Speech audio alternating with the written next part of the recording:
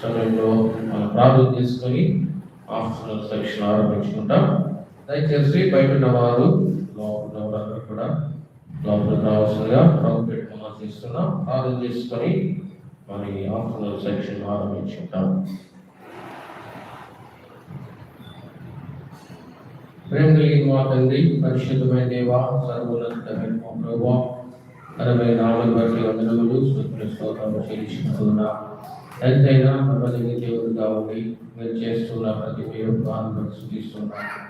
గొప్ప దేవుడుగా ఉండి ప్రభావమైన కార్యాలు, అద్భుతమైన కార్యాలు చేస్తున్న దేవా మీకు వందనాలు. సరైన తోడు ఇచ్చినారు.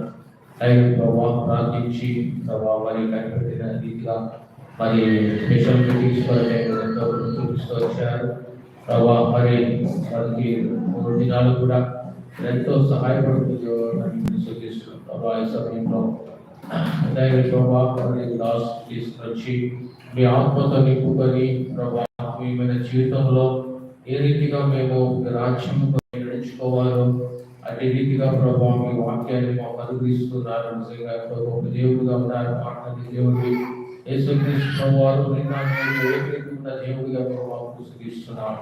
సమయంలో తండ్రి ప్రభావ మొదటి సెక్షన్ కూడా ఎంతో సహాయపడుతున్నారు. సమయంలో తండ్రి ఆఫ్టర్నూన్ సెక్షన్ కూడా జీవించండి, ఆశీర్వదించండి ప్రభావ. మరొకసారి రాస్తుంది బలపరచండి. మీ ప్రజలు ఒక్కరి నిమిత్తమై ప్రభావ ఈ వాక్యం ద్వారా మీరు మాతో మాట్లాడి ప్రభావ బలపరుస్తూ కోరుకుంటున్నా. వాటి సమయం దేవుని చేయండి. వాక్య సమయం కూడా మీరు ఆశీర్వదించండి ప్రభావ. మరి ఈ యొక్క వాక్యము ఈ మీటింగ్స్ ద్వారా ప్రభావ మీకు మహిమ తెచ్చుకోండి. మీ ప్రజలు ఎవరైతే ప్రభావ ప్రమాదంలో ఉన్నారో, నెమ్మది లేని వారుగా ఉంటున్నారు, రక్షణకి వెనుకటిగా ఉంటున్నారు ప్రభావ, ఆత్మీయమైన జీవితంలో వెనుకటి వేస్తున్నారు ప్రభావ, ఈ వాక్యం ద్వారా మీ ప్రజలతో మాట్లాడి ప్రభావ తిరిగి సమర్పించండి. ఈ వాక్యము ఆదరించండి, ఈ వాక్యము బలపరచండి, ఈ వాక్యము స్వస్థపరిచేది. ఈ వాక్యమే ప్రభావ సత్యమైనది కనుక ప్రభావ ఈ సమయంలో మాట్లాడి మనీ పొందుకోసం కోరుకుంటూ సమయం అంతా కూడా జీవనకరంగా ఆశీర్వాదకరంగా చేసుకోవాల్సిన కోరుకుంటూ సమస్త మహిమాగ్రంథ స్తుతి ప్రభావాలు మీకు ఆరోపించుకుంటూ మమ్మల్ని మేము తగ్గించుకుంటున్నాం ప్రభావ. మిమ్మల్ని హెచ్చిస్తూ సహాయాన్ని కోరుకుంటూ యేసుక్రీస్తు వారి పరిశుద్ధమైన నామంలో విశ్వాసంతో ప్రార్థించి స్తుతించి కనపరచని వేడుకుంటున్నాం తండ్రి. ఆమేన్.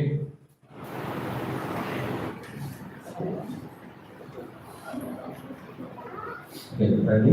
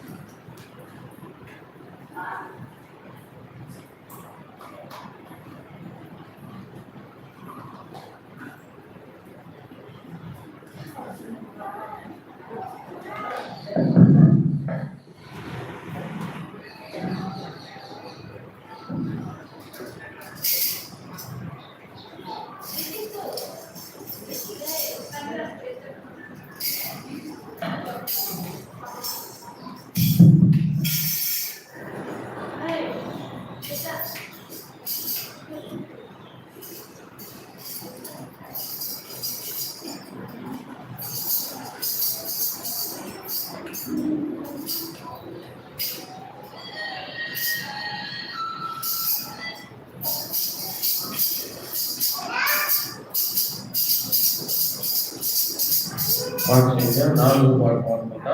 తన రాజ్యములకు మహిమకు పిలిచిన పాటను మనము పాడుకుంటాము. తన రాజ్యములకు మహిమకు పిలిచిన పాటను మనము పాడుకుంటాం.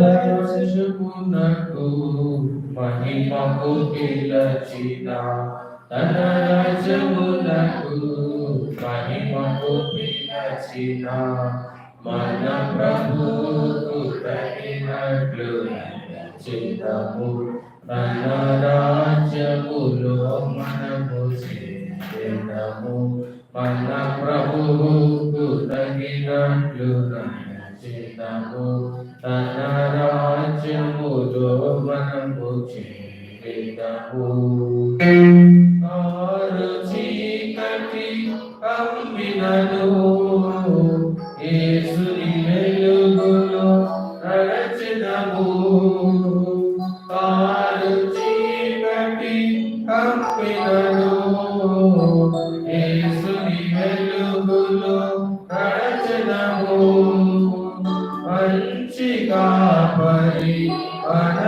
మనతోరుండగా తనతో ముందుకే సాగిదము మంచి కాపరి మనతోరుండగా తనతో ముందుకే సాగిదము మన ప్రభువుకు తగినట్లు నడచిదము తన రాజ్యములో మనము చేరము మన ప్రభువుకు తగినట్లు నడచిదము తన రాజ్యములో మనము చేరము ఇరుకు మార్గము ఈ పండులలో సిలువను మోయించు వెళ్ళెదము ఇరుకు మార్గము ఈ పండులలో సిలువను మోయించు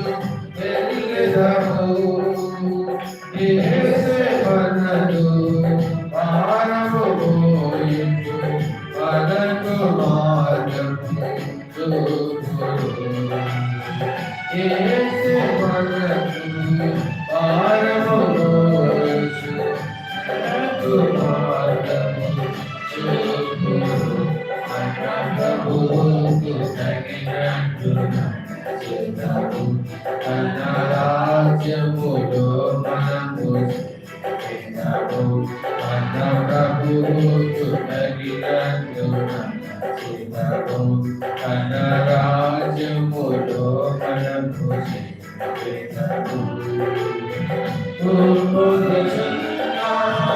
ఉపద్రవములలో ఉన్నవాడని ప్రభువనెను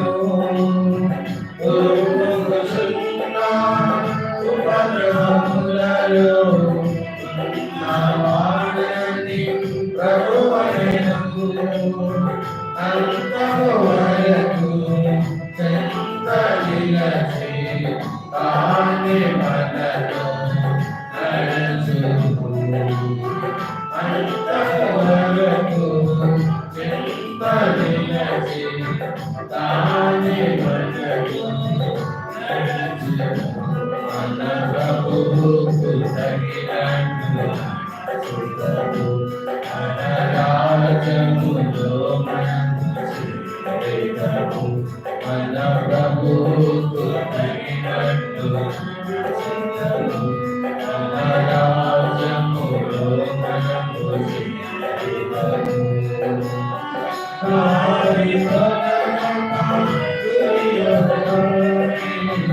యేసుని చూసి నడచెదము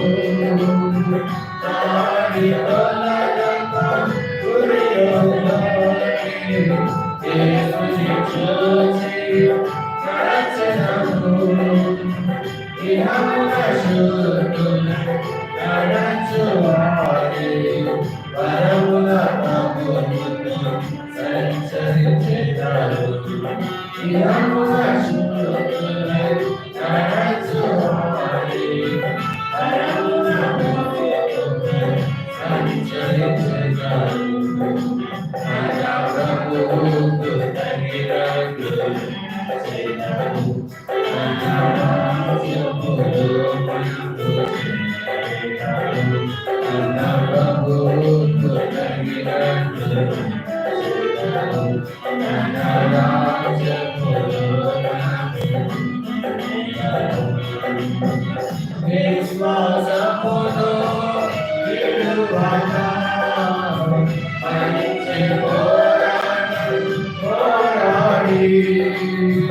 విశ్వాసమును విడువక మంచి పోరాడి ప్రభువులో నడచి పరుగు ముగించి నీతి కిరీటము పొందెదము. ప్రభువులో నడచి పరుగు ముగించి నీతి కిరీటము పొందెదము.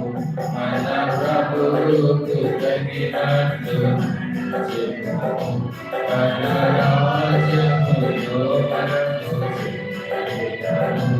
మన ప్రభువుకు తగినట్లు చేద్దాము. మన రాజ్యములో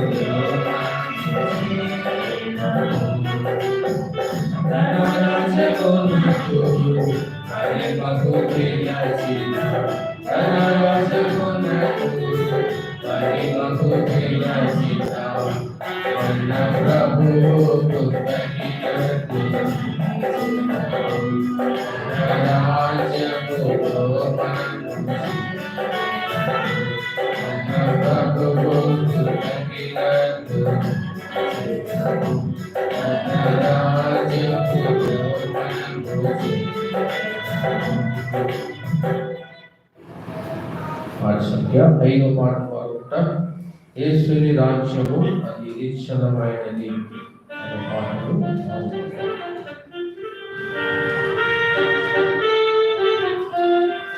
చేసి ఎవరు సిస్టర్స్ వెనక చేసేది గమనిస్తున్నారు గమనించి చేస్తున్నారు.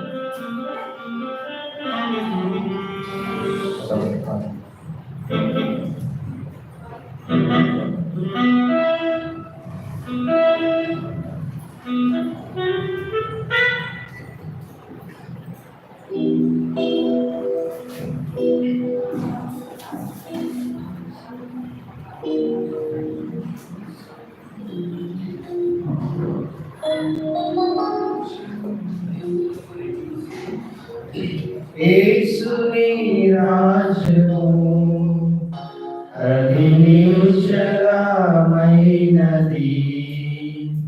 ప్రభు యేసుని రాజ్యము అది నిశ్చలమైనది. తరతరములకు యుగయుగములకు ఆత్మలే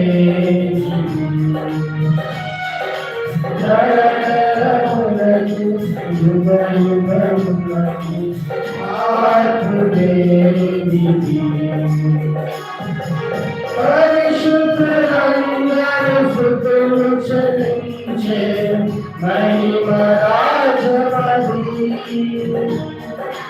పరిశుద్ధులందరూ స్తుతులు చెల్లించే మహిమ రాజమది. యేసుని రాజ్యము అది నిశ్చలమైనది. యేసుని రాజ్యము అది నిశ్చలమైనది. యోజన పాలము కాని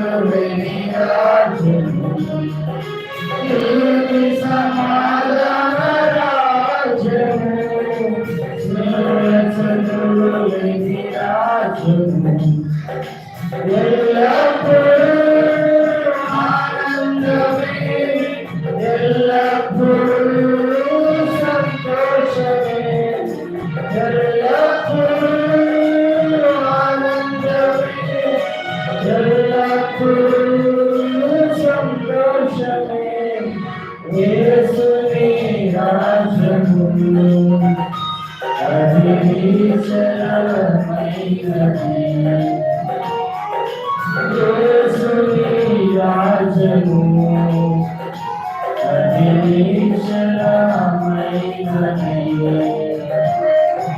జయించు వారిదే రాజము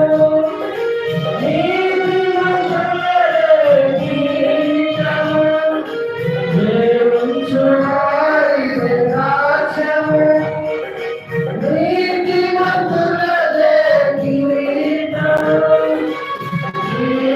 జీవజలనది పారును దేవుడే ఆటిని కారణించెను జీవజలనది పారును దేవుడే ఆటిని కారణించెను ఎల్లప్పుడూ ఆనందమే ఎల్లప్పుడూ సంతోషమే ఎల్లప్పుడూ ఆనందమే ఎల్లప్పుడూ సంతోషమే యేసుని రాజను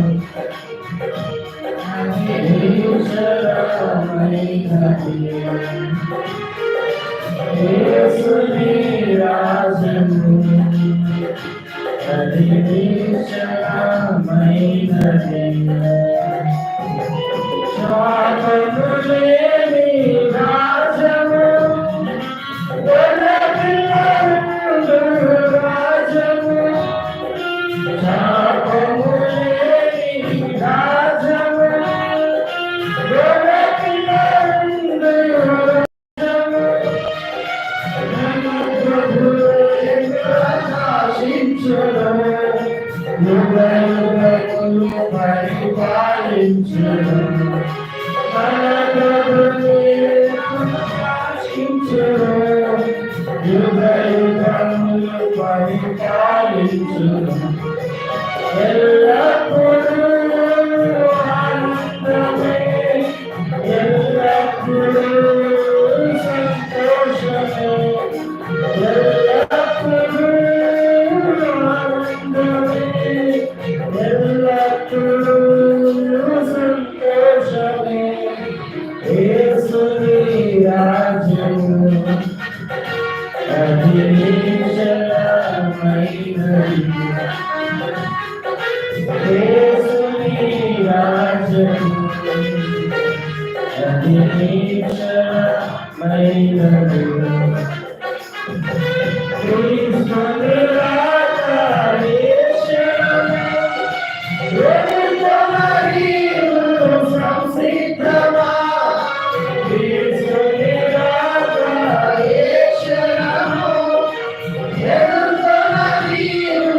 సంసిద్ధమా యేసుని స్వీకరించు క్రీస్తుకై జీవించుమా యేసుని స్వీకరించు క్రీస్తుకై జీవించుమా ఎల్లప్పుడూ ఆనందమే ఎల్లప్పుడూ సంతోషమే ఎల్లప్పుడూ ఆనందమే ఎల్లప్పుడూ సంతోషమే యేసుని రాజ్యము అది నిశ్చలమైనది యేసుని రాజ్యము అది నిశ్చలమైనది యుగతరములకు యుగయుగములకు మార్పులేనిది తరతరములకు యుగయుగములకు మార్పులేనిది పరిశుద్ధులందరూ స్తుతులు చెల్లించే మహిమ రాజపతి పరిశుద్ధులందరూ స్తుతులు చెల్లించే మహిమ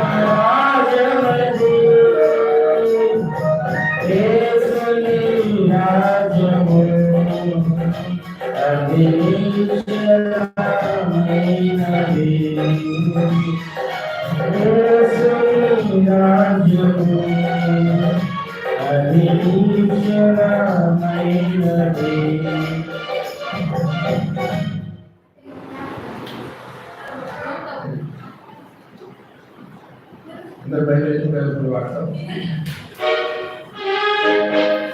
భలే భలే మాట్లాడగలరు.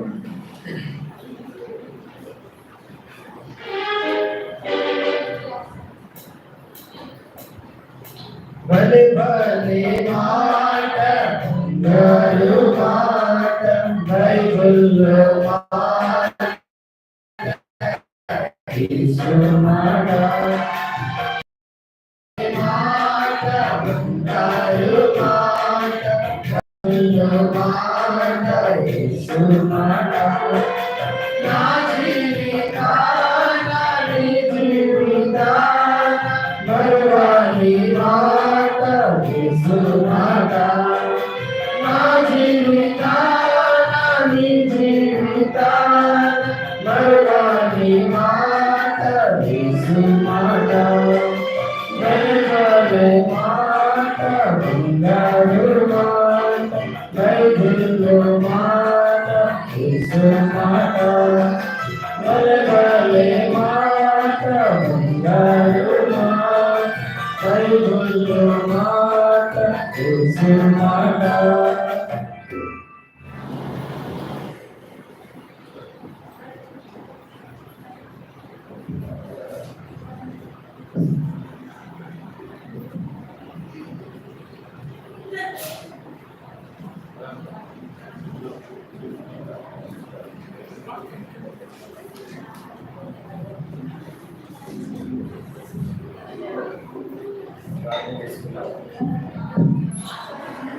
నెలవచ్చండి ప్రార్థన. ప్రేమల తండ్రి, మీరు మాట్లాడేదేంటో ప్రతి ఆత్మ నీకెంతో విలువైంది ప్రభువా.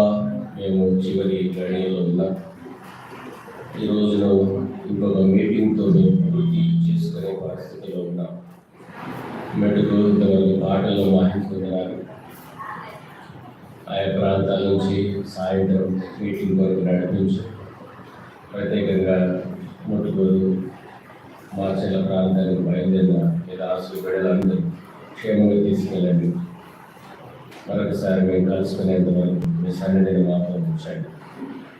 స్థానికంగా మీ దాసులు సంబంధించినటువంటి మీ దాసుల నిశ్చయం పొందడాలు పిల్లలు ఇక్కడ ఆయా ప్రాంతాల నుంచి సంఘాలు నడిపించినారు. మీ దాసులు ప్రత్యేకంగా ఈ ప్రాంతాల్లో సేవ చేస్తున్న సేవకులందరికీ బాపటి నుంచి వాళ్ళ ప్రదేశాల నుంచి మీరందరూ నడిపిస్తూ వచ్చిన వారి త్యాగం, వారి సమర్పణ, సహవాసం ద్వారా మనుషులు దీవించబడతారు. సహవాసం ద్వారా మేము బాధలని మర్చిపోతాం. సహవాసం యొక్క రుచి అందరికీ తెలియదు. ఇక్కడ మేమేదో లాభాన్ని సంపాదించుకో, మేము ఆప్యాయతను, అనురాగాలు సంపాదించుకుంటాం. ఎంత త్యాగం చేయాలో నేర్చుకుంటాం. ఒత్తిడిగా ఎలా బ్రతకాలో నేర్చుకుంటాం. ఇరుకులో ఎలా జీవించాలో నేర్చుకుంటాం. నిద్ర లేని కరువు ఖడ్గాలన్నీ కూడా సహవాసంలో నేర్చుకుంటాం. దేవా, వచ్చిన వాళ్ళతో మాట్లాడు. కొన్ని నిమిషాలు వాక్యం దీవెనకరంగా చేయండి. అయోగ్యుని వీరి మధ్య నిలబొట్టుకు ఏమాత్రం నిజంగా నాకు అర్హత లేదు.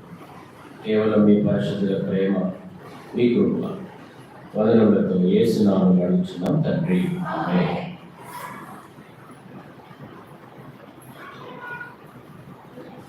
సో ఈ సాయంకాలపు వేళ మన భాగాన్ని మరలా మనం గుర్తు చేసుకుందాం. చదవండి ఎవరైనా ఒకరు తెస్సలోనిక 2వ అధ్యాయం 11వ వచనం. తన రాజ్యమునకు మహిమకు మిమ్మల్ని పిలుచుచున్న దేవునికి నడుచుకొనవలెనని. లూకాసు వార్త 6వ అధ్యాయం. చదవండి లూకాసు వార్త 6వ అధ్యాయం.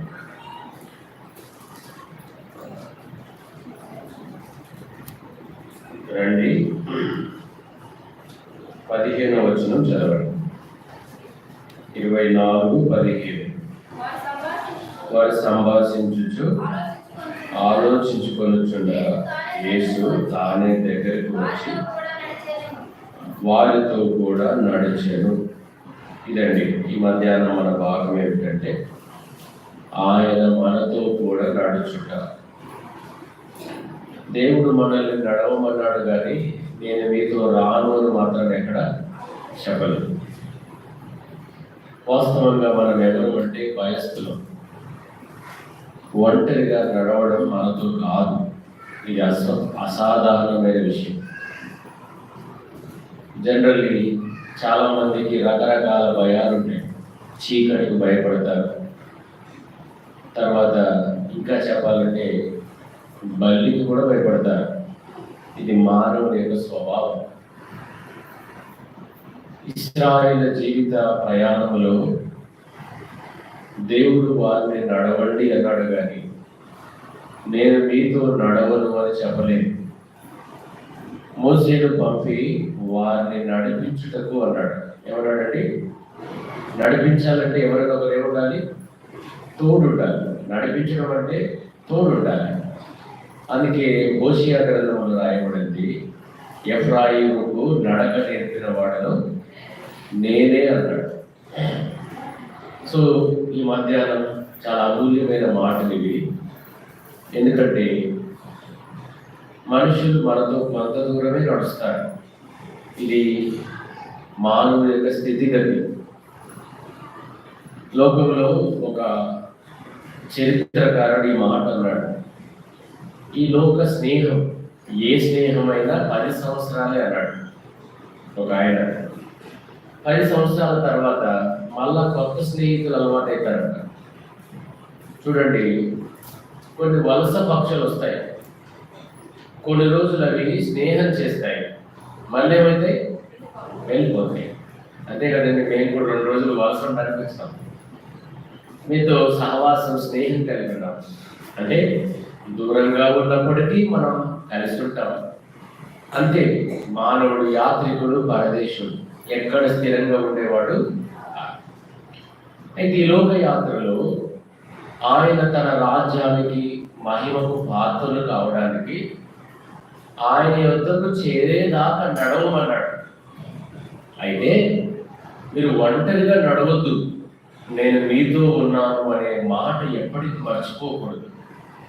యేసు ప్రభు వారు పరలోక రాజ్యానికి ఆరోహుడైనప్పుడు శిష్యులతో ఈ మాట చెప్తాడు. ఏమో తెలుసా? యుగ సమాప్తి వరకు సదాకాలం.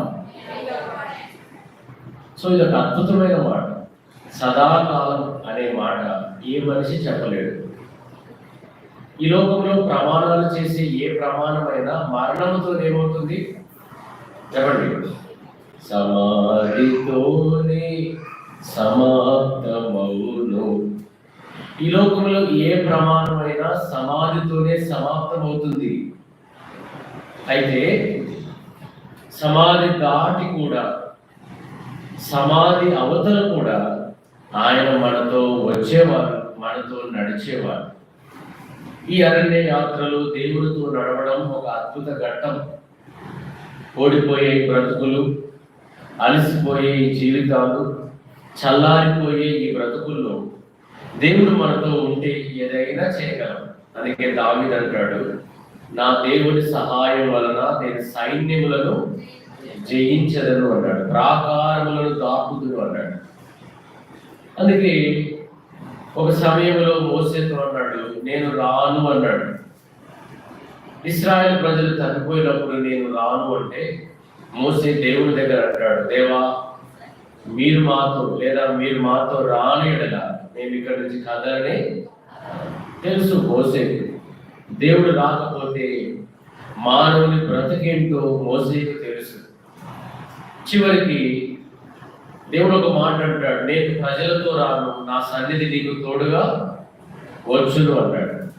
ప్రభువా నేను కాదు, నీకు అవసరమైంది నీ ప్రజలే. నీ ప్రజలతో ఉండు, నీ మంద గొర్రెలమైన మాతో ఉండు. అప్పుడు ఒక ప్రశ్న తీసుకుందాం, మనం నడుస్తున్నాం, అయితే మనతో దేవుడు ఉన్నాడా? దేవుడు మనల్ని నడిపించేవాడుగా ఉన్నాడా? ఒకవేళ ఆయన మనల్ని నడిపిస్తే ఎక్కడికి నడిపిస్తాడో ఒక 5 విషయాలు చూద్దాం. మన అంశం ఏంటి? ఆయన వారితో కూడా నడిచేది. లూకా సువార్త 24 15 కదా, ఆయన వారితో కూడా నడిచాడు. అంటే ఆయన మనల్ని నడిపించేవాడు. మోసేతో క్లియర్గా అన్నాడు, వారిని అక్కడ నుండి పాలు తేనెలు ప్రవహించే దేశంలోకి నడిపించినట్లు నేను వారి యొద్దకు మిమ్మల్ని పంపుచున్నాను. అందరూ చెయ్యి వదిలేస్తారు.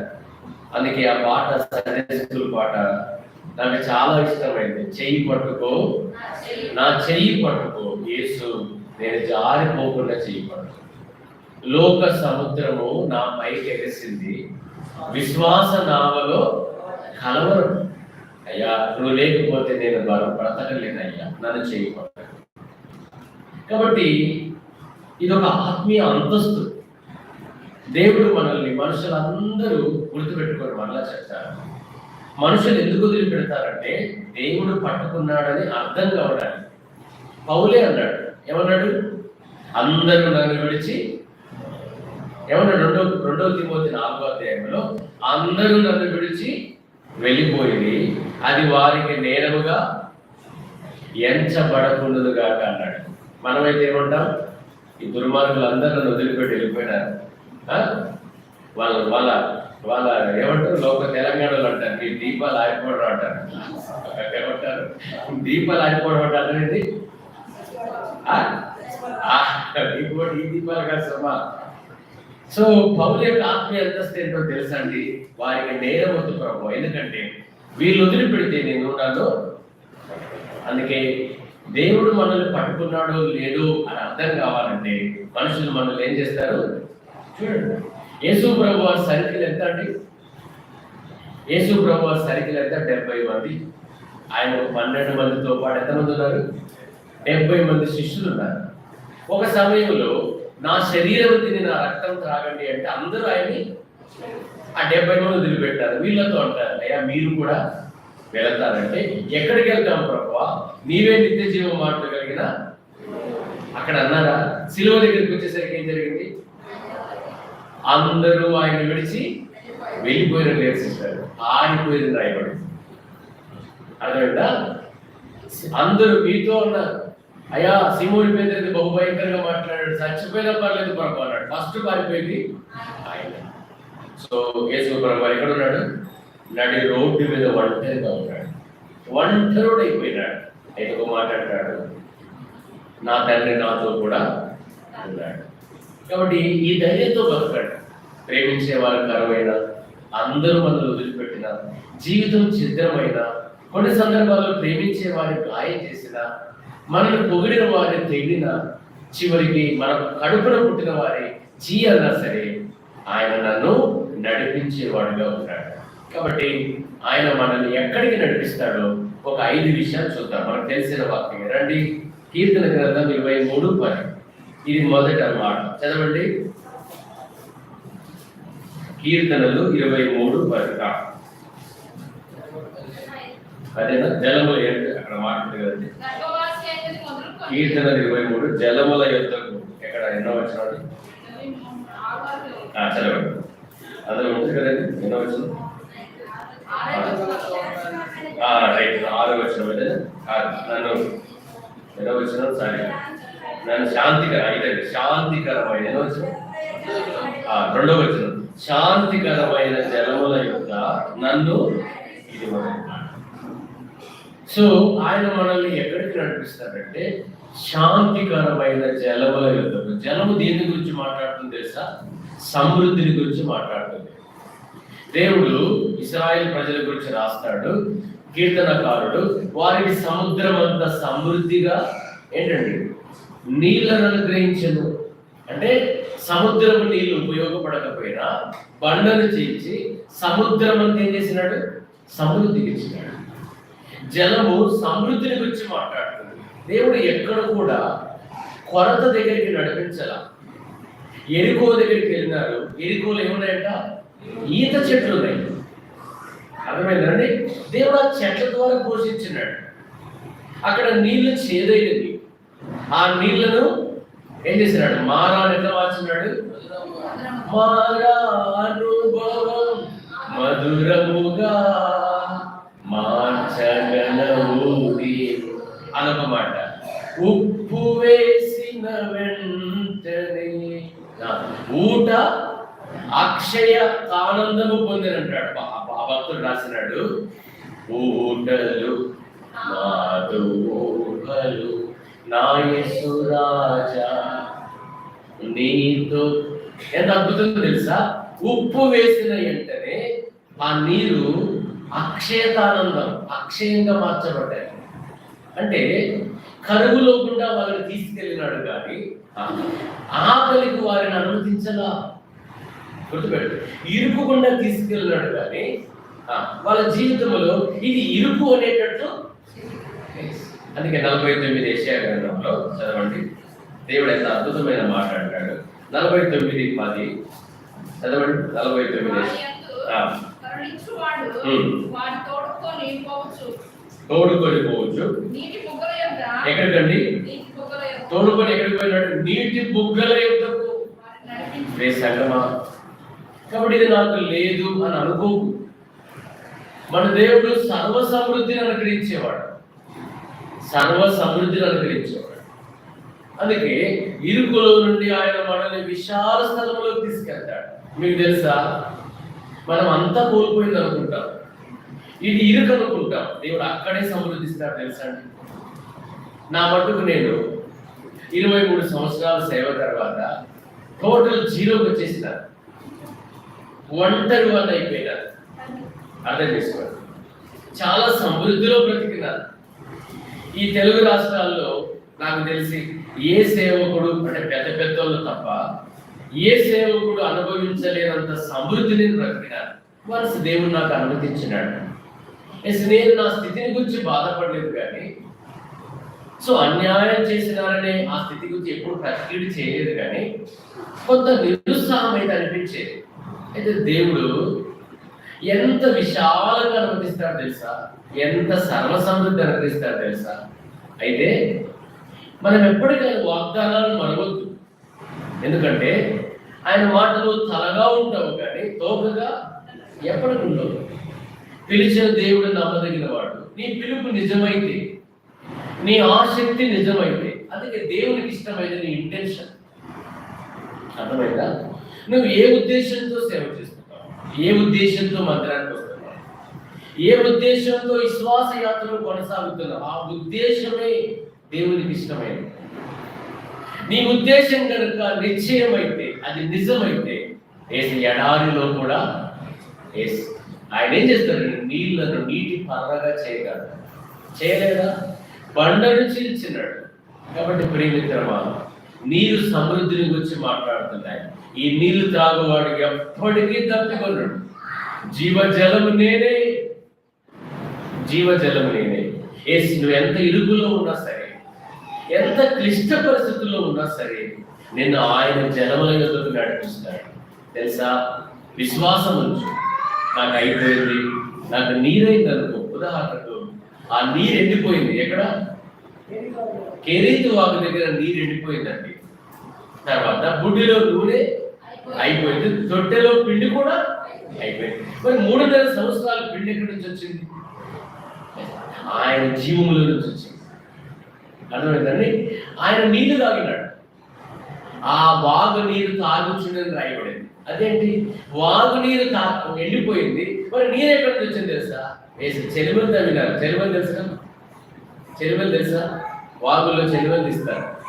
వాగు దగ్గర మధ్యలో పోయి ఆ ఇసుక నట్టి కొడితే ఏమొస్తాయి? గుంటలు. మేము చెరువులు అంటాం. ఆ గుంటలు, అది పూలదా మామూలుదా? పూలదా? పూలది గడిపోతే ఫ్రిడ్జ్లో పెట్టండి. పాప వాడు బర్త్డే. సో ప్రేమైన వాళ్ళగా భవిష్యత్తు గుంటలు తగ్గినారేమో. సర్వ సమృద్ధి నింపుకొని. నేను ఒక దగ్గర సేవ చేసేటప్పుడు వినండి, ఒక ఎస్టీ కుటుంబంలో నుంచి యేసు ప్రభు నమ్ముకున్నాడు ఒక ఆయన. ఆయన యేసు ప్రభుని నమ్ముకున్నందుకు ఆయన ఊరిలోకి వెలివేసినాడు. ఊరు బావి నీళ్ళు తాగొద్దు, ఊరు శుభకార్యాల్లో పాల్పొనవద్దు, అసలు ఊరితో ఏం సంబంధం లేదు. ఈయన ఊరవతల ఆయన పొలంలో గుడి చేసుకున్నాడు. వినండి, ఊరవతల దారిలో ఉంటది, సిటీకి వెళ్ళే దారిలో ఆయన పొలం ఉంటది.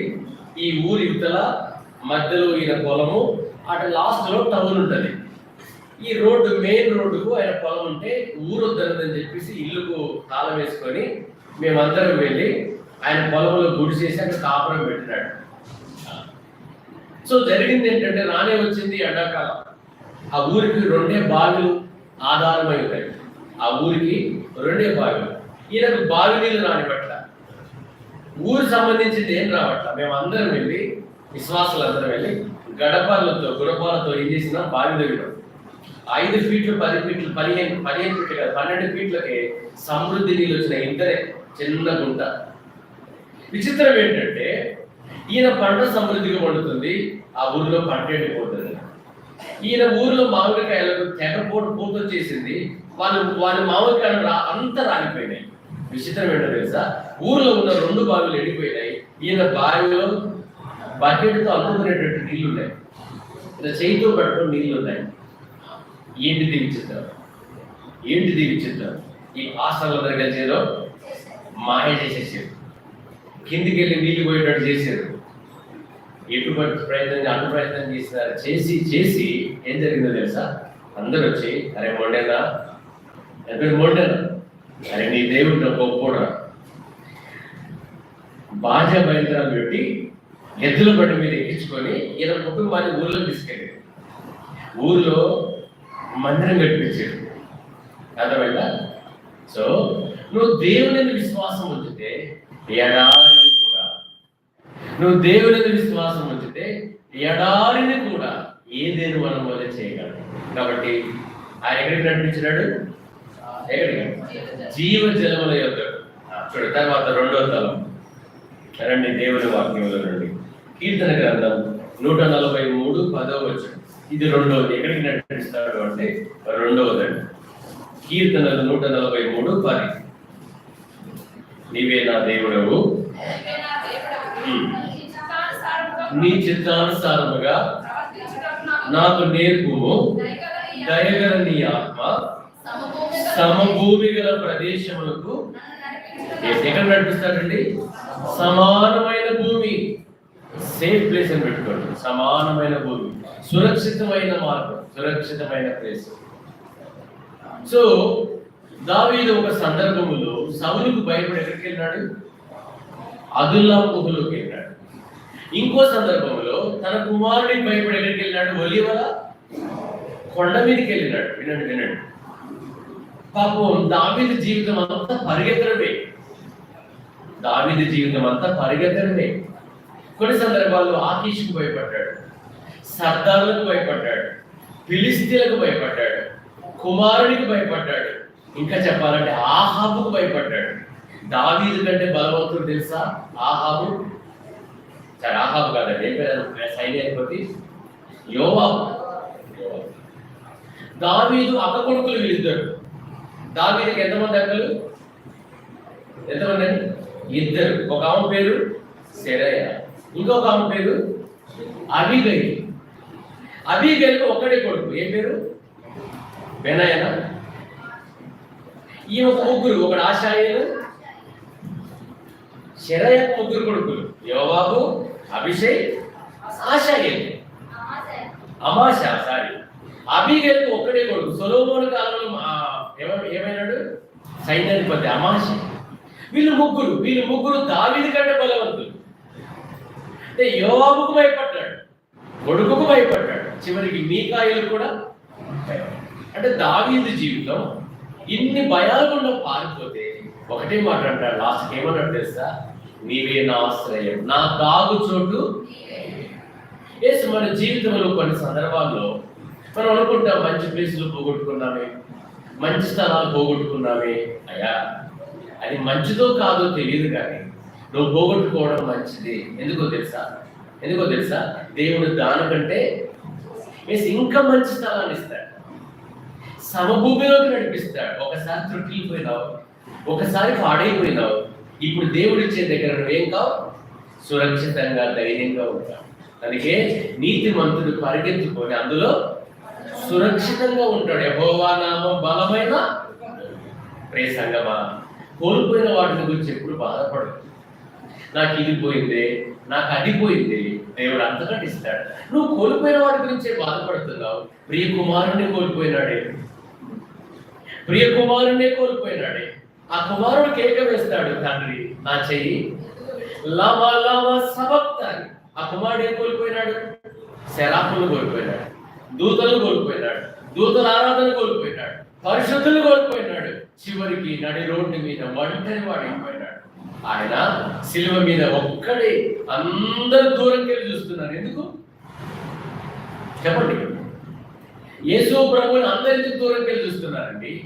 మీరు అనుకుంటారు యేసు ప్రభు యొక్క శరీరం మీద ఇది కింద భాగంలో బట్ట కట్టినారు అనుకుంటారు. లేదండి, వాస్తవంగా ఆయనకు ఏమీ లేదు.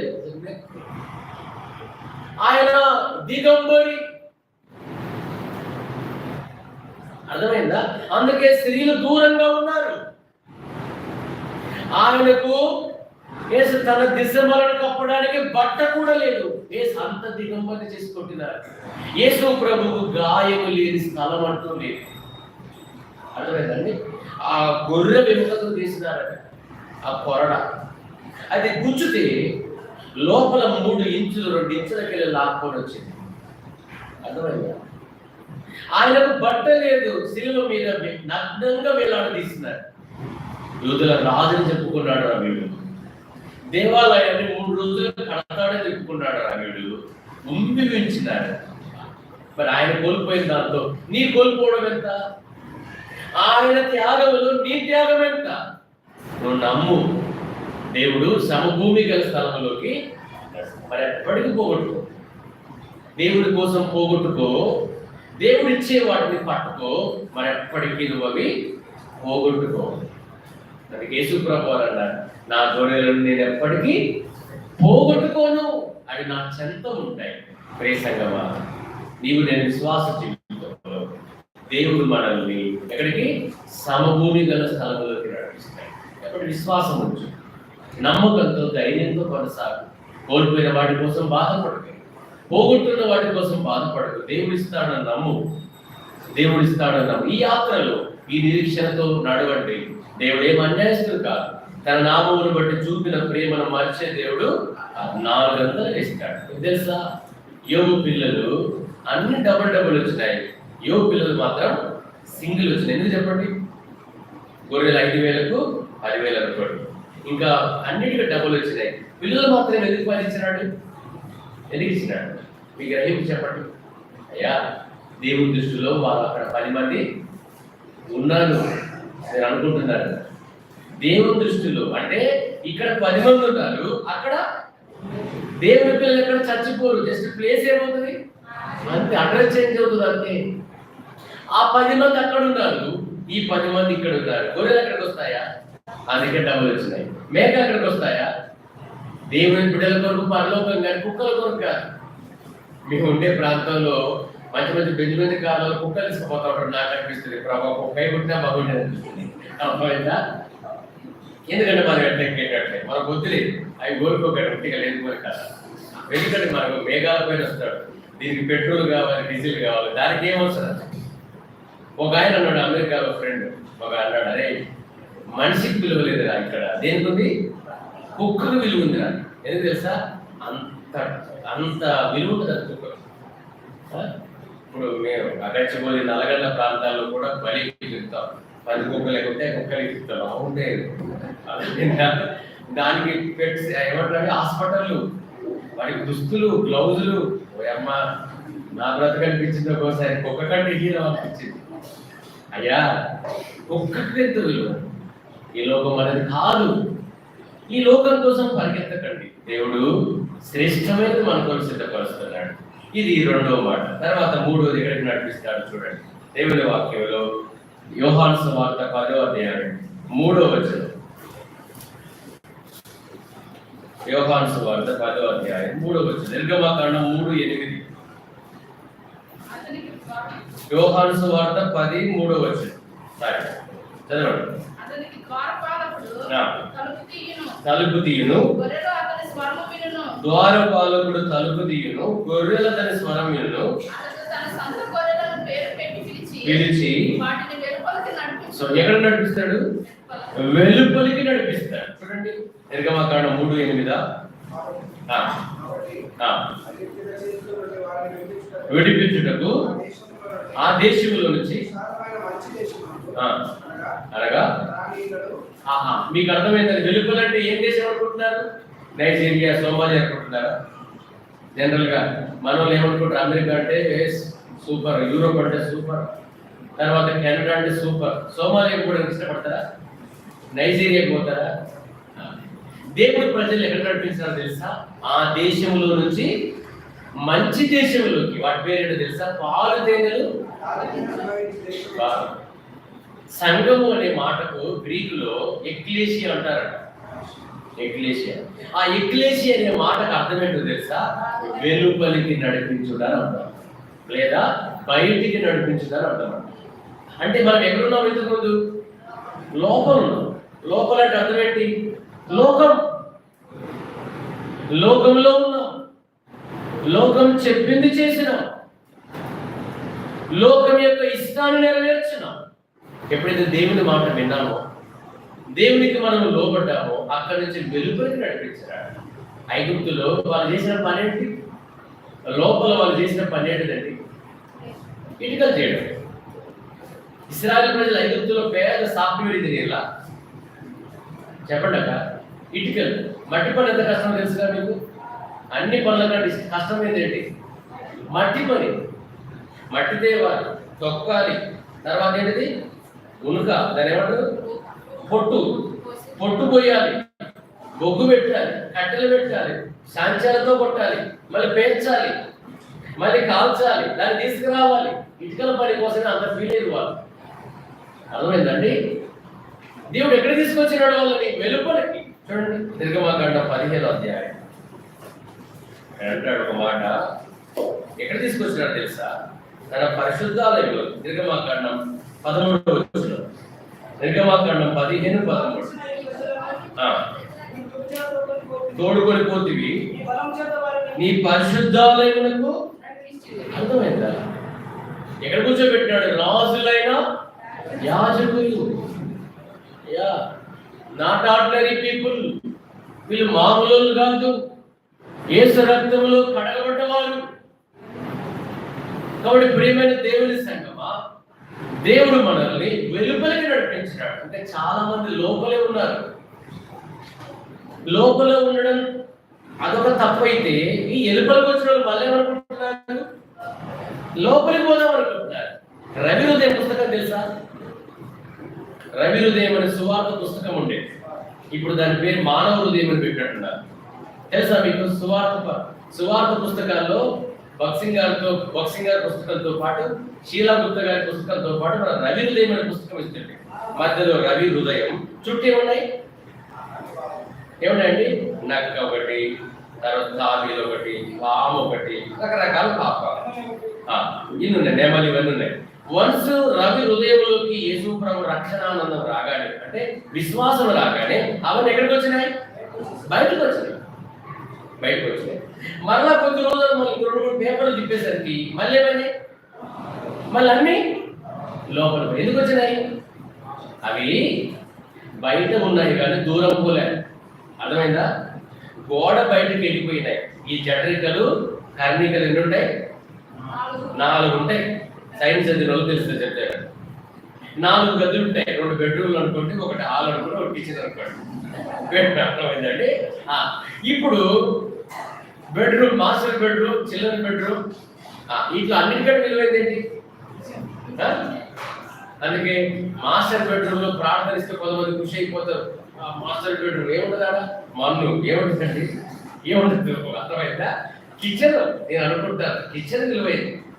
డబ్బులు దొంగలు పట్టుకుపోతారు, అన్నం లేదు చచ్చిపోతామండి. అందుకే ప్రార్థన చేసినప్పుడు కిచెన్ సిస్టమ్ చేయాలి గట్టిగా. ప్రభువా, ఈ కిచెన్ దీవించు, ఎటువంటి యాక్సిడెంట్స్, ఫైర్ యాక్సిడెంట్స్ లేకుండా. ఇందులో కొంతమంది కిచెన్ ది బెడ్రూమ్ చేస్తారు, బెడ్రూమ్ ది. అందుకే ప్రార్థన చేసినప్పుడు నేర్చుకోవాలి. మేము స్పెసిఫిక్ సిస్టమ్లకు ఇస్తాం దేవగ్రహాలకు, సంఘంలో వాడబడే వాళ్ళు. ప్రభువా, ఈ కిచెన్ సహోదరి రత్నమ్మ గారు, సహోదరి వెంకటేశ్వరరావు గారి కిచెన్ లో ప్రార్థన చేస్తున్నాం. కిచెన్ దీవించండి, ఎటువంటి ప్రమాదాలు లేకుండా సహాయం చేయండి. ఇక్కడ ఉండే వంటలు అనేక మంది రుచికరంగా, ఆనందాన్ని కలిగించేటట్టుగా, వారికి ఆరోగ్యాన్ని దయచేయమని ప్రార్థిస్తాం. ఇట్లా చేయకుండా మనం ఏం చేస్తాం? ప్రభువా, పరలోకపు తండ్రి, మహిమగల దేవ, కృపాసక్తి సంపూర్ణుడా, పరిశుద్ధుడా, జీవం గల దేవ అంటే పాపం వాళ్ళ ఆకలి కాదు చచ్చిపోతా ఉంటారు అక్కడ. అర్థమైందంటే బెడ్రూమ్ మళ్ళీ దీవించు, కిచెన్ దీవించు. నీకు చేయమని దేని కొరకు? కిచెన్ కొరకే చేయాలి. సో ఎందుకు చెప్తున్నానంటే, అయ్యా ఆ రవి గోడవతలే పెట్టుకున్నాడు మరలా వెళ్ళిపోవడానికి, లోకంలో కలవడానికి. ఈనాడు మందిరాల్లో కూడా అంతే, లోకంలో నుంచి వచ్చినట్టు నటిస్తున్నారు కానీ వారిలో ఉన్న లోకం అలా చెప్తా వినండి. ఇశ్రాయేలీయులు ఐగుప్తులో నుంచి బయటకు రావడానికి ఒకటే రోజు పట్టింది. ఇశ్రాయేలీయులు ఐగుప్తులో నుంచి ఊరు దాటడానికి ఎన్ని రోజులు పట్టింది? ఒకటే రోజు పట్టింది. వారిలో ఉన్న ఐగుప్తు పోవడానికి 40 సంవత్సరాలు ఐగుప్తు పోయేసరికి ఎవడున్నాడు? పాతోడు చెప్పండి. ఐగుప్తులో నుంచి బయలుదేరిన వారిలో ఈ ఐగుప్తు పోయేదాకా 40 ఏళ్ళు ఒకడున్నాడా? ఒక ఇద్దరు ఉన్నారు. పాపం వాళ్ళు ఐగుప్తులు ఇదే. మిగతా వాళ్ళందరూ ఎట్లా చచ్చిపోయారు తెలుసా? ఐగుప్తుతోనే చచ్చిపోయారు. మా ఇంటి పక్కన జానకమ్మ అని, జానకమ్మ చచ్చిపోయి జామ చెట్టు మీద కూర్చుంది. మీకు అర్థమైందా? ఆమెకు ఒక ½ ఎకరం భూమి ఉండే, మాది కూడా ఒక మాది ఎకరం భూమి. ఇల్లు మూలకు ఉంటది, అంత చెట్లు అవి వేసుకుంటే ఈమె జానకమ్మ. ఈమె పాప చిన్నప్పుడు అంటే పెళ్ళైన కొన్ని రోజులకి భర్త చనిపోయాడు. చిన్న వాళ్ళ చెల్లె పిల్లలు పెంచుకో సాంబశివగాడు, వాడు నా క్లాస్ పెట్టి సానిగాడు. ఇక వాడిని చేసిన పనులు లెక్కలేని పనులు. మేము ఆమెకు తెలియకుండా జామకాయలు అమ్ముకొని రకరకాల పనులు చేస్తుంది. జామకాయలు పాప జామ చెట్ల కాడ జానకమ్మ చచ్చిపోయి జానకమ్మ జామ చెట్టు తిరిగి కూర్చుంది. మీకు అర్థమైందా? ఎందుకొరకు? నా జామకాయలు ఎవడు పోసుకుంది. కాబట్టి నా జీవిత యాత్రలో ఆ పాతది ఉందేమో, ఐగుప్తుంది. నువ్వు రక్షించబడి 10 ఏళ్ళు 20 ఏళ్ళు ఐగుప్తు పోలేదు. అందుకే పాట అయితే పాడతాడు. పాట ఉత్తమంగా పాడచ్చు. ఏం పాట? అన్ని విడిచి రంగుగా వెంబడించి. అయ్యా అది పోవడానికి జీవితం సరిపోదయ్యా. నాకు అనిపిస్తుంది ఇంకేమైనా ఉన్నాయో ప్రభావం నన్ను నలుగురు, నాకంటే ఏం ఆశ లేవు. అర్థమైందండి? నాకేమి లేవు. తిండి మీద కానీ బట్ట ఒకప్పుడు అయితే మంచి మంచి ఇట్లా రోజు సెలెక్ట్ చేస్తుంటుంది బట్టలు మిత్ర. అర్థమైందా?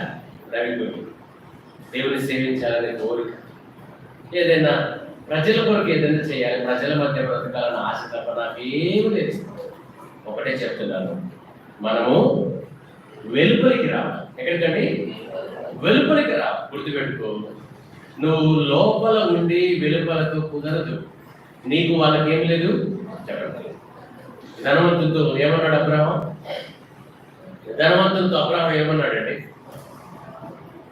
ధనవంతులతో అబ్రహాం ఏమన్నాడు? మీకు మాకు అలా చెప్తా వినండి. నరకంలో ఉన్న వాళ్ళు కనబడతారా? కనబడరా?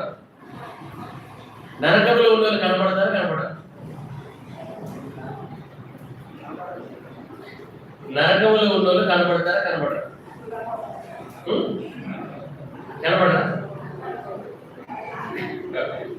అయ్యా దూరం నుండి మరి ఎట్లా కనబడ్డాడు?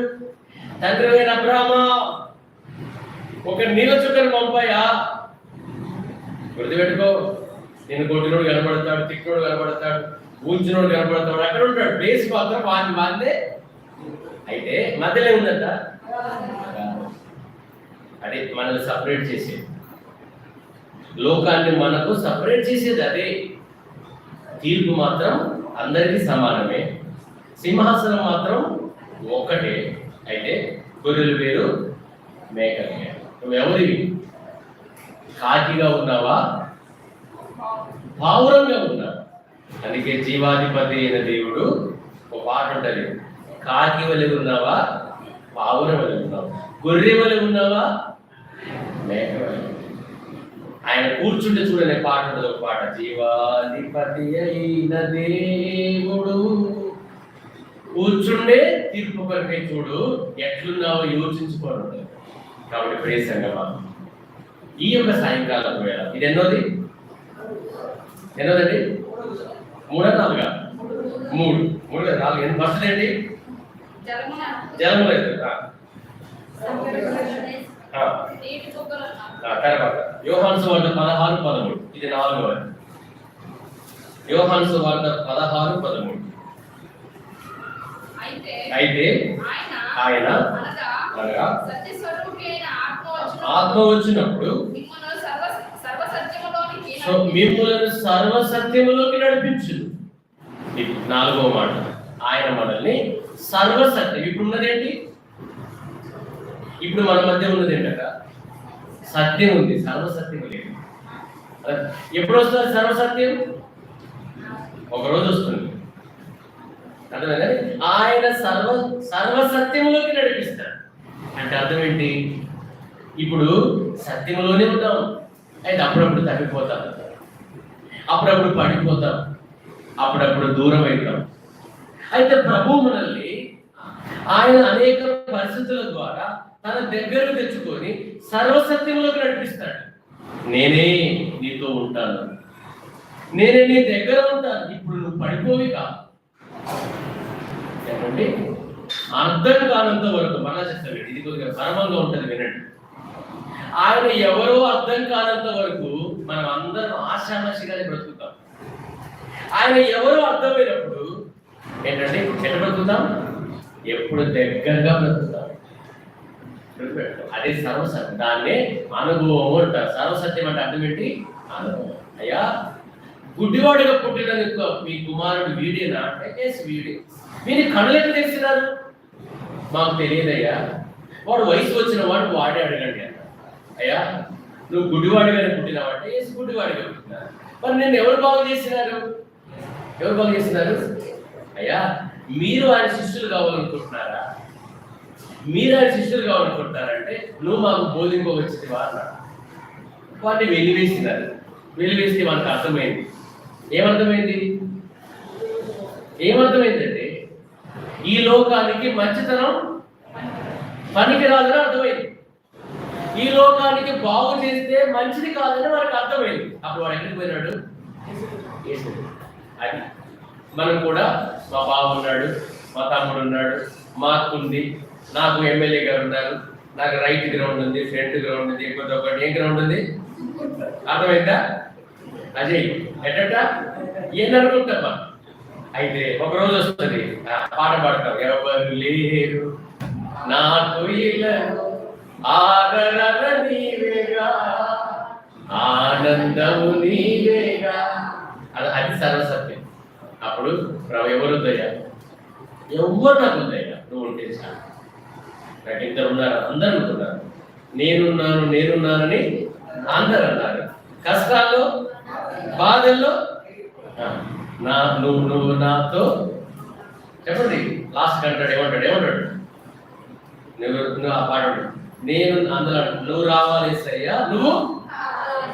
ఇది సర్వసత్యం.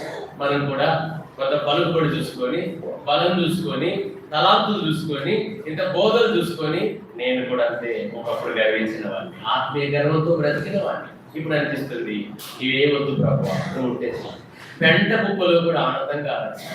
నీళ్ళు దాక్కుంటూ అన్నం లేకపోయిన పర్లా ఆ బతికిన రోజు హ్యాపీగా బ్రతుకుతాను.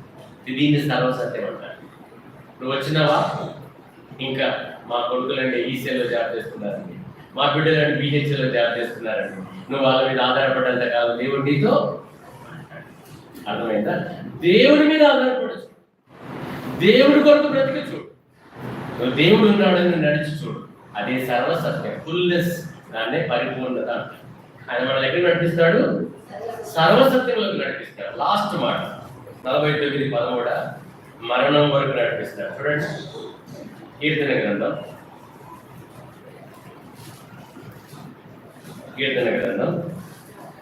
8వ అధ్యాయం 48 చివరి వచ్చు 48:14. ఈ దేవుడు సదాకాలం మనకు దేవుడై ఉన్నాడు. లాస్ట్ ఏంటండి? మరణం వరకు నడిపిస్తాడు. వరుసగా చెప్పండి. జలముల ఎదురు నడిపిస్తాడు, రెండోది సమభూమి గల ప్రదేశం నడిపిస్తాడు, మూడోది వెలుపలికి లోకములో నుంచి సంఘములోకి నడిపిస్తాడు, నాలుగోది సర్వసత్యం పరిపూర్ణతలోకి నడిపిస్తాడు, కడపడిగా మరణం వరకు నడిపిస్తాడు. మరణం వరకు నడిపిస్తారు. అయ్యా, జీవితంలో ఎవరు రారు. మళ్ళా చెప్తా చూడండి, ఎప్పుడు చెప్తా కదండి, ఆరోగ్యం మనతో ఉన్నంత కాలం అందరూ ఉంటారు. వన్స్ నీ కాలు రెక్కలు పడిపోయి, నీ కాలు చేతులు పడిపోయి, నీ దగ్గర ఏమీ లేదని తెలియబడని, నీకు ఎవరు రాదని తెలియబడని ఎవరు నీతో ఉండరు. అందుకే ఏమిటండి ఆ స్త్రీ ఎవరండి? రక్తస్రావ రోగం కలిగిన స్త్రీ. అనేక వైద్యుల చేత తిప్పలు పడి ఎవ్వరు ఎంత మాత్రం ప్రయోజనం లేక యేసయ్య దగ్గరికి వచ్చింది.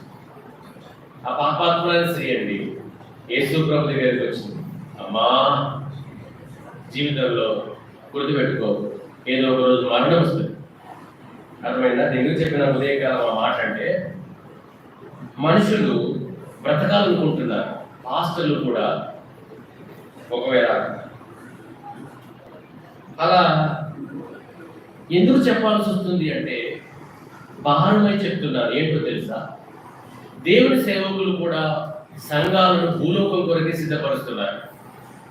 అర్థం చేసుకోండి, దేవుని సేవకులు కూడా సంఘాలను భూలోకం కొరకే సిద్ధపరుస్తున్నారు.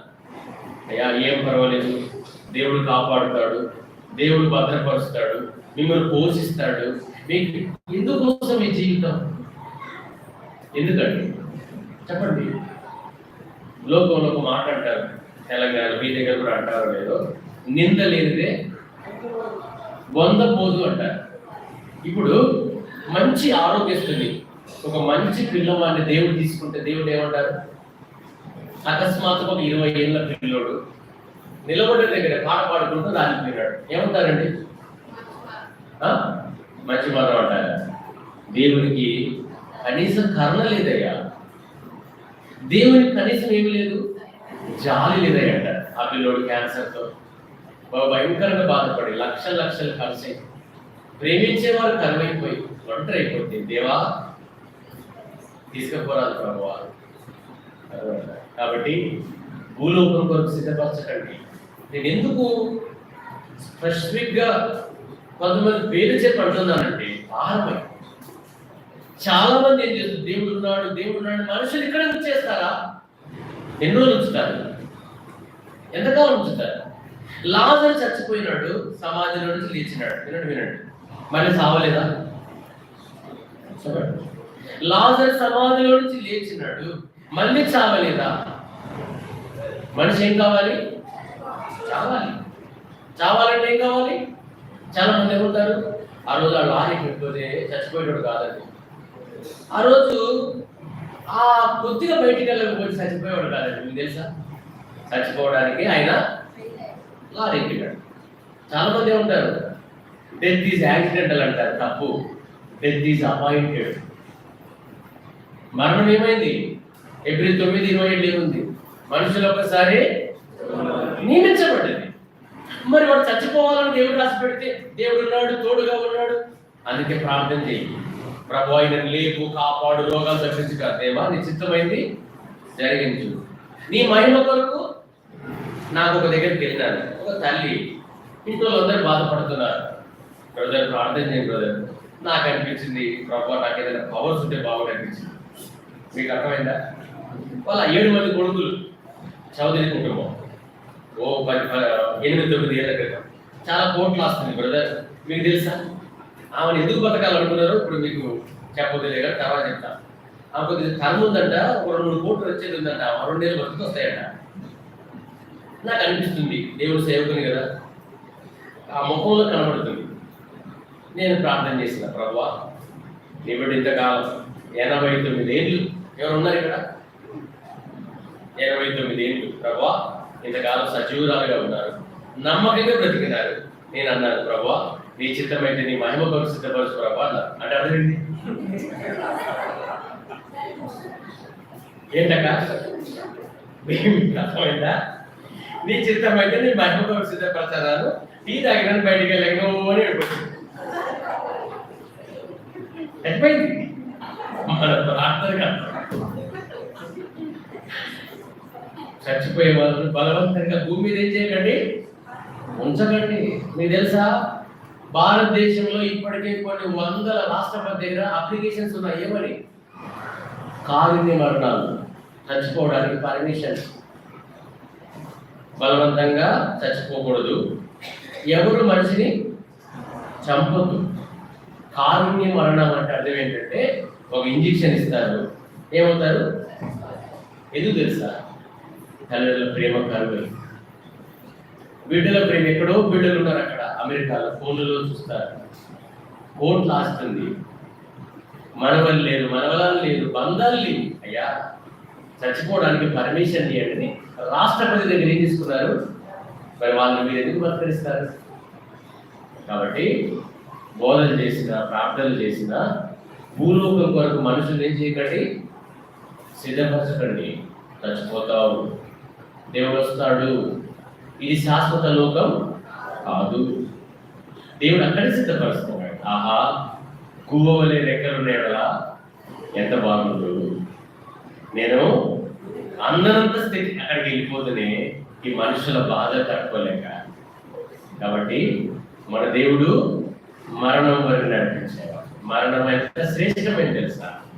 శివుని గీతలో పాట ఉంది, మరణా నది యొద్దకు, చెప్పండి, ప్రభుని వాడను అనే పాటలో మరణా నది యొద్దకు, నా హ్యాపీ మూమెంట్.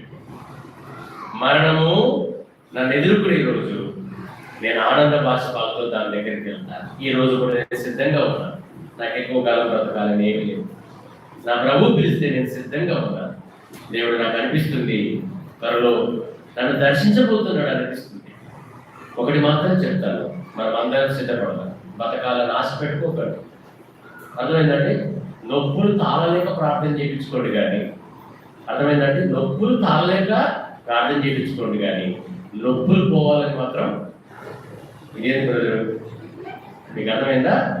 ఆ నొప్పి లేకపోతే దేవుని దగ్గరికి మనం పోము. ఇక్కడ రాము, అక్కడికి. కాబట్టి అక్కడికి పోవడం మంచిదా, ఇక్కడ ఉండడం మంచిదా? ఎవరు చెప్పరమ్మా, అనుభవాలు కూడా వచ్చిందా? అందుకే చెప్తున్నా, బేసి దేవుని కోసం బతుకున్నాం, మరణం వరకు నడిపిస్తాం. కళ్ళు మూసుకొని ప్రార్థన చేద్దాం, ప్రభు మనసు దర్శిస్తాడు అన్నారు.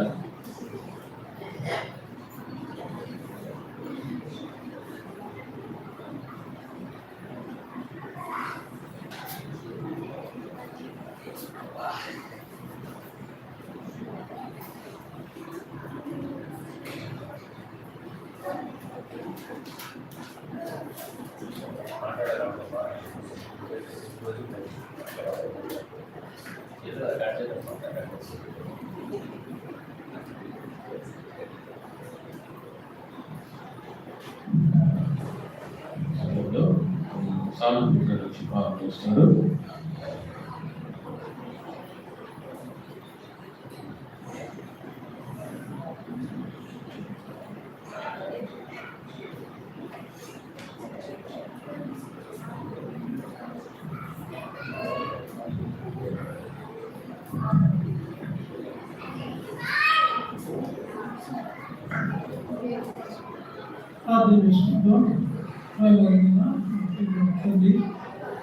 పరిశుద్ధుడైన దేవా, మీ ధన్యమైన పాదములు స్తోత్రాలు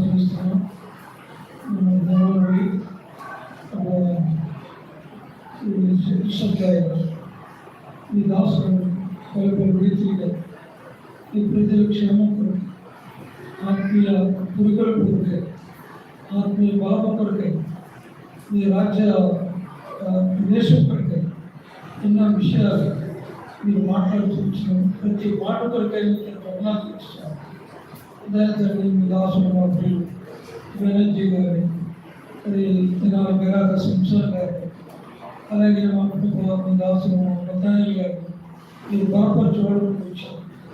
రాబోతులు మా దైవత్వం అక్షదాయులు మీ దాసులు మా ప్రియులు చక్రవర్తి గారిని బట్టి, సహోదరుడు నిశ్చయమాన్ని బట్టి, వారికి ఇచ్చిన పిల్లలను బట్టి, ఇద్దరు కుమార్తెలను బట్టి ప్రియ సంతాన్ని వరిగించిన ప్రియ సంతాన్ని పెట్టుకున్నారు, సహోదరులు పెట్టుకున్నారు, వారి సహకారంలో ఉన్నటువంటి బిడ్డలు బట్టి మీకు ఎంత ఉన్నా తెలుస్తుంది. ప్రభు ఈ పరిచర్యకు తండ్రి సహకారంగా ఉన్నటువంటి బిడ్డలు బట్టి మీకు ఎంత ఉన్నారు. పరిచర్యలు పాల్పొందిన ప్రాంతాల్లో అనేక రీతిగా పనిచేస్తున్న బిడ్డలు బట్టి మీకు అమ్మని తెలుస్తుంది. దేవాన్ని మాటల ద్వారా ఈ మధ్యాహ్న కాల మూడో శిక్షణలో నేను మాట్లాడుతూ వచ్చిన శ్రేష్టమైన మాటల కొరికే ఉన్నారు. ప్రభు ఎక్కడికి నడిపించాలనుకున్నారు మీరు 5 విషయాలు మాకు జ్ఞాపకం చేస్తున్న విషయాలు అద్భుతమైన సహాయకుడిగా ఉన్నారు. మమ్మల్ని దేవుడు నా మరణం వరకు ప్రభువాన్ని నడిపించే దేవుడు మీరు జ్ఞాపకం చేస్తూ వచ్చినారు. మీకు వందనాలు తెలుస్తున్నాం. మన సమయాన్ని ఆశీర్వాదకరంగా చేయండి. మీ దాసులను సాయంకాలం గుడి కొరికే ప్రత్యేకంగా అభిషేకించి బలపరచు వాడుకోండి. అద్భుతమైన సాయం దయచేసి మీరే మహింపున్నారు. వందనములు స్తోత్రం చెల్లిస్తూ అనేక సాయంకాలం ప్రభు ఆయన శబ్దం ద్వారా దగ్గర దూరం ఉంటమే కాకుండా అనేకలు రావడానికి దయచేయండి. ప్రార్థన ఏర్పరచండి. మా పిల్లలు కొందరు ప్రయాణంలో ఉన్నారు, వారి క్షేమకరమైన ప్రయాణం దయచేయండి. ముట్టుకూరు వెళుతున్నా వీళ్ళు క్షేమకరమైన ప్రయాణం దయచేయండి. ఘనత మహిమ ప్రభావాన్ని మీరు పెంపొందించుకోండి. దేవుని సేవకులు విశ్వాసులు ప్రియ సంఘాల నుండి వచ్చినాము, వారిని కూడా మీరు దీవించండి, ఆశీర్వదించండి, దీవులు కాదుకోండి. సమయాన్ని ఆశీర్వాదకరంగా చేయండి. వందనములు స్తోత్రములు కృతజ్ఞతలు తెలుస్తుంది. ఈ మందిరాన్ని సమృద్ధితో నింపండి, అనేక ఆత్మలతో నింపండి. యేసుక్రీస్తు నామములో ప్రార్థన చేసి అడిగి వేడుకుంటున్నాము తండ్రి. ఆమేన్.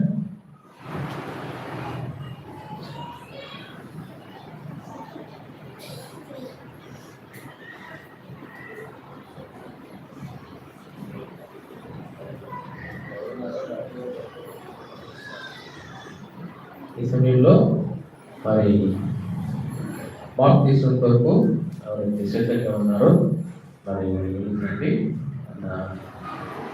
బాప్టిజం